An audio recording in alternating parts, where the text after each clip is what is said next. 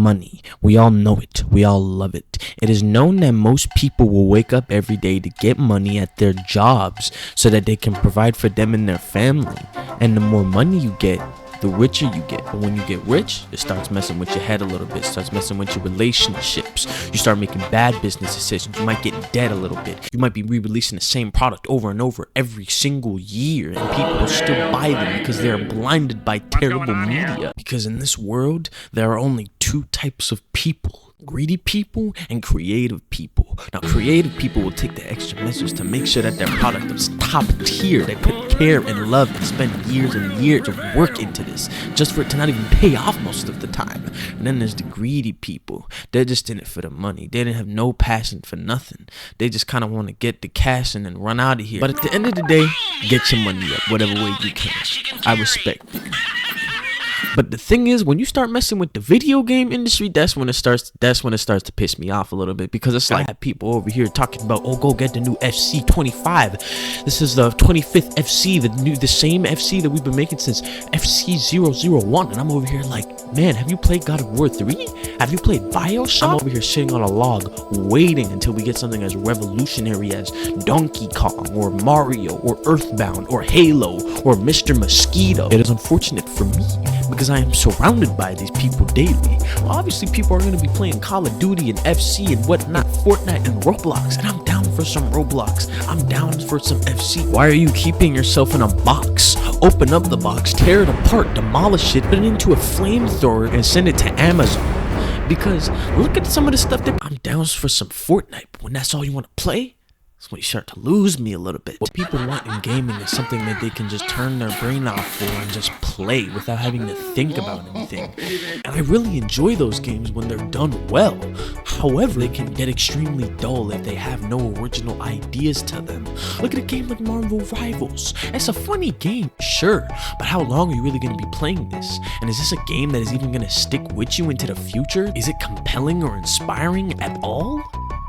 Not really. It's kind of just an Overwatch ripoff, to be honest. A lot of companies nowadays are more focused on money, and the passion just isn't there. And if it was there, it isn't there anymore, which I don't understand. It's just like retire at that point. What I really never understood is when developers never do what the fans want them to do, because it's like, if you don't, then you're not going to be making that much money anyways. If you're not passionate, at least do what we want. Just go ahead and make more money. It's so easy. I am not the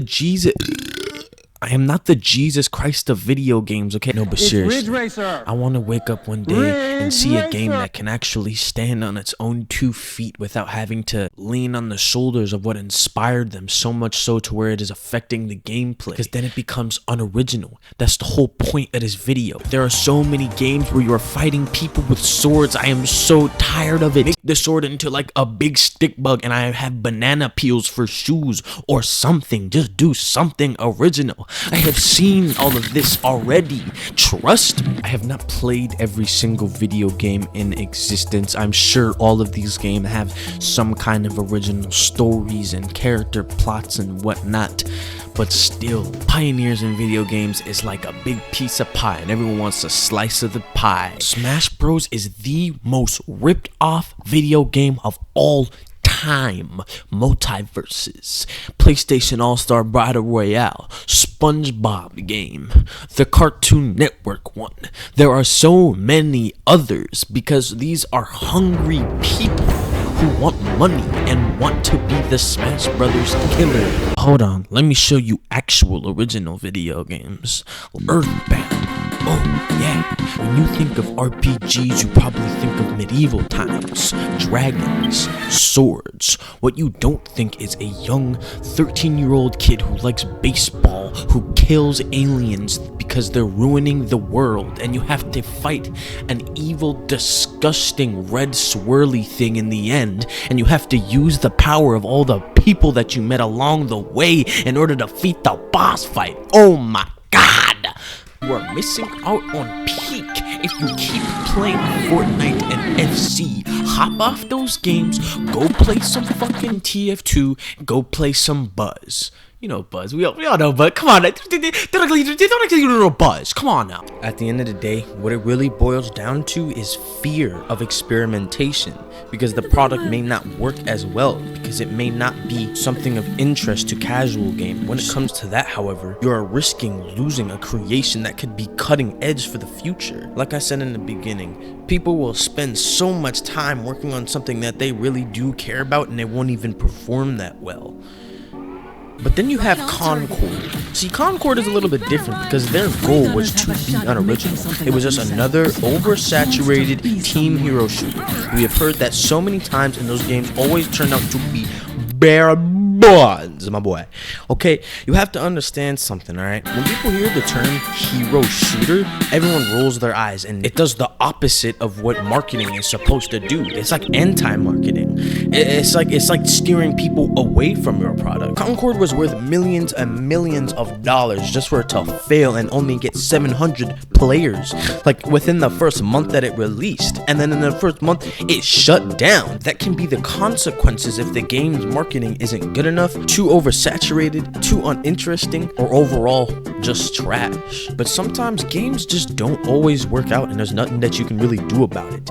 Look at a company like Media Molecule. They put TLC, tender love and care, into their games, and a lot of the time they didn't even turn out well.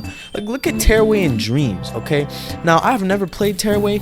It looks really boring. However, Dreams, I have over 400 hours on Dreams. Okay, I actually make stuff on Dreams because I find it very interesting and fun. However, it is very easy to understand why most people might not be interested in playing Dreams, because it is like most of the stuff that is made on Dreams is just like little tech demos. Half the time they're not even actual finished games or projects.